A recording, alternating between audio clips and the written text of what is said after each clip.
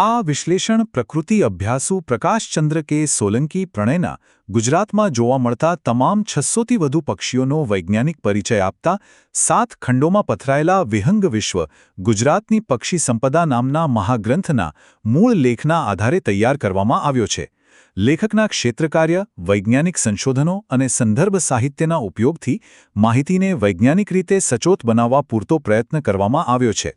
આમ છતાં આ એક AI જનરેટેડ વિડિયો હોવાથી જો કોઈ ક્ષતિ રહી ગઈ હોય તો તેને ક્ષમ્ય ગણવા વિનંતી. નમસ્કાર મિત્રો, આજના ખાસ વૈજ્ઞાનિક વિશ્લેષણમાં આપ સૌનું સ્વાગત છે. આજે આપણે એક એવા પક્ષી વિશે વાત કરવાના છીએ જે ખરેખર ખૂબ જ રસપ્રદ અને થોડુંક રહસ્યમય પણ છે. આપણે વાત કરી રહ્યા છીએ શિયાળુ મોટી ડૂબકી એટલે કે રેડ નેક્ડ ગ્રીબ વિશે. આજના આ વિશ્લેષણમાં આપણે એકદમ સચોટ માહિતી અને અદ્ભુત ફોટોગ્રાફ્સના માધ્યમથી આ પક્ષીના શરીરની રચના અને તેના વર્તનને એકદમ નજીકથી સમજીશું. તો તૈયાર છો ને? તો ચાલો આ રસપ્રદ વિષયમાં ઊંડાણપૂર્વક ઉતરીએ.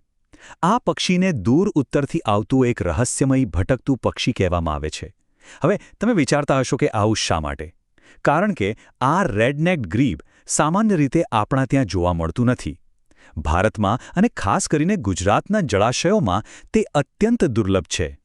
તે માત્ર એક વેગ્રન્ટ એટલે કે ભટકતા શિયાળુ મહેમાન તરીકે જ ક્યારેક દેખાય છે. હિમાલય પાર કરીને છેક અહીં સુધી આવતો આ પ્રવાસી ખરેખર પક્ષી નિરીક્ષકો માટે હંમેશા એક મોટા કૌતુકનો વિષય રહ્યો છે.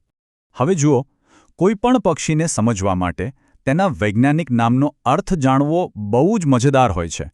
1783માં પીટર બોડર્ટ નામના વિજ્ઞાનીએ તેને સૌપ્રથમવાર વર્ણવ્યું હતું. તેનું વૈજ્ઞાનિક નામ છે પોડિસેપ્સ ગ્રિસેજેના. પોડિસેપ્સ ગ્રિસેજેના. લેટિન ભાષામાં આનો અર્થ બહુ જ સચોટ છે. પોડિસેપ્સ એટલે કે પૂંછડી પરના પગ. પાણીમાં ઝડપથી તરવા માટે આ પક્ષીના પગ તેના શરીરના એકદમ પાછળના ભાગે આવેલા હોય છે. અને ગ્રિસેજેનાનો અર્થ થાય છે રાખોડી ગાલવાળું. છે ને એકદમ પરફેક્ટ નામ? આ નામ જ તેની શારીરિક રચનાની આખી વાર્તા કહી દે છે. જો આપણે તેના કદની વાત કરીએ ને તો આ કંઈ નાનું સૂનું પક્ષી નથી હો. આપણી આસપાસ જે સામાન્ય નાની ડૂબકી જોવા મળે છે તેના કરતાં આ પક્ષી નોંધપાત્ર રીતે મોટું હોય છે.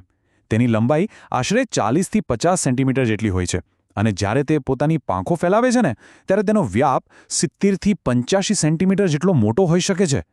આટલા મોટા કદના કારણે જ્યારે તે કોઈ વિશાળ જળાશયમાં તરતું હોય ને ત્યારે તે એકદમ અલગ તરી આવે છે અને ખૂબ જ પ્રભાવશાળી દેખાય છે. તમને જાણીને નવાઈ લાગશે કે આ પક્ષી ઋતુ પ્રમાણે પોતાના રંગરૂપ પણ બદલે છે. હા, ખરેખર પ્રજનનકાળ દરમિયાન તેનું માથું ઉપરથી ઘેરું કાળું હોય છે અને તેની ડોકનો આગળનો ભાગ એકદમ તેજસ્વી લાલ બદામી રંગનો થઈ જાય છે. પણ જ્યારે તે શિયાળામાં ભારતમાં આવે છે ત્યારે તે પોતાના બિન પ્રજનનકાળના સાદા રંગરૂપમાં જોવા મળે છે. આ સમયે પેલો લાલ રંગ ગાયબ થઈ જાય છે અને તે રાખોડી અને સફેદ રંગના છદ્મા વરણમાં છુપાઈ જાય છે. તેની મજબૂત પીળા પાયાવાળી ચાંચ, જેની ટોચ કાળી હોય છે, અને તેની જાડી ડોક શિયાળાના આ રૂપમાં પણ તેને ઓળખવામાં બહુ મદદરૂપ થાય છે. તો આ હતી તેની ઓળખની વાત. ચાલો હવે આગળ વધીએ. વિભાગ 1 તરફ જળચર ગુપ્તતાની કળા અને અસ્તિત્વ ટકાવવાની રીત. અને આ બાબત બહુ જ સુંદર રીતે દર્શાવે છે કે આ પક્ષી પાણીમાં કેટલી ગજબની કરામત કરી શકે છે. જો તેને સહેજ પણ ભય કે જોખમનો અહેસાસ થાય તો તે બીજા પક્ષીઓની જેમ ફફડીને ઉડી નથી જતું. એના બદલે તે પોતાના શરીરમાં રહેલી હવાને ધીમે ધીમે બહાર કાઢે છે, જેના કારણે જાણે કોઈ સબમરીન પાણીમાં ડૂબતી હોય તેમ તે જરાય અવાજ કે છબછબિયા કર્યા વિના ધીમે ધીમે પાણીમાં નીચે ઉતરીને બિલકુલ ગાયબ થઈ જાય છે. શિકારીઓથી બચવાની આ તેની એક અદ્ભુત ટેકનિક છે. ખોરાકની વાત કરીએ તો તે એકદમ કુશળ શિકારી છે.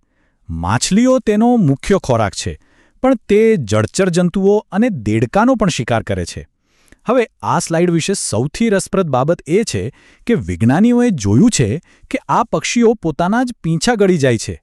હા, બરાબર સાંભળ્યું તમે. પણ કેમ? કારણ કે આ પીંછા તેમના પેટની અંદર એક રક્ષણાત્મક પડ બનાવે છે, જેથી માછલીના અણીદાર કાંટાઓથી તેમના પાચનતંત્રને નુકસાન ન થાય. પ્રકૃતિની આ રચના અદ્ભુત નથી લાગતી? અગાઉ આપણે વાત કરી એમ આ પક્ષી ભારતમાં પ્રજનન કરતું નથી. તો તેના માળા ક્યાં હોય છે?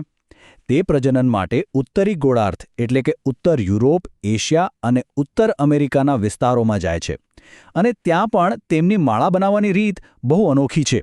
તેઓ શાંત સરોવરોમાં જળચર વનસ્પતિઓનો ઉપયોગ કરીને પાણીની સપાટી પર તરતા માળાઓ બનાવે છે. ખરેખર પાણી સાથેનું તેમનું આ જોડાણ કમાલનું છે. અવાજની વાત નીકળી છે તો એક મજેદાર વાત કહું. આ શિયાળુ મોટી ડૂબકીનો અવાજ બહુ જ ઘોંઘાટવાળો અને કર્કશ હોય છે. તે મોટા અવાજે રાહા રાહા જેવી બૂમો પાડે છે. પણ મજાની વાત એ છે કે આ અવાજ તમને ફક્ત તેમના ઉત્તરીય પ્રજનન સ્થળો પર જ સાંભળવા મળશે. જ્યારે તેઓ શિયાળામાં લાંબી મુસાફરી કરીને આપણા જળાશયોમાં આવે છે ત્યારે તેઓ એકદમ શાંત રહે છે, જાણે કોઈ રહસ્યમય ધ્યાનમગ્ન સાધુ. ચાલો હવે થોડી આંકડાકીય અને પર્યાવરણીય માહિતી પર નજર કરીએ. સદભાગ્યે ભલે આ પક્ષી ભારતમાં દુર્લભ હોય, પરંતુ વૈશ્વિક સ્તરે તેની વસ્તી એકદમ સ્થિર છે. તેથી જ તેને લીસ્ટ કન્સર્ન એટલે કે ન્યૂનતમ ચિંતાજનક શ્રેણીમાં મૂકવામાં આવ્યું છે. ભારતમાં વન્યજીવ સંરક્ષણ અધિનિયમની શેડ્યુલ 2 હેઠળ તેને કાનૂની રક્ષણ મળેલું છે અને જો આયુષ્યની વાત કરીએ તો મુક્ત કુદરતી વાતાવરણમાં આ પક્ષીઓ સરેરાશ 10થી 15 વર્ષ સુધી જીવે છે. હવે આપણે આવી પહોંચ્યા છીએ આ વિશ્લેષણના અંતિમ અને રસપ્રદ ભાગ પર. વિભાગ 2 સાહિત્ય અને પ્રતીકવાદ ગુપ્ત નિવાસીઓ. તમે જુઓ, આ પક્ષી માત્ર વિજ્ઞાન પૂરતું સીમિત નથી. સાહિત્યમાં પણ તેનું બહુ મોટું મહત્વ છે.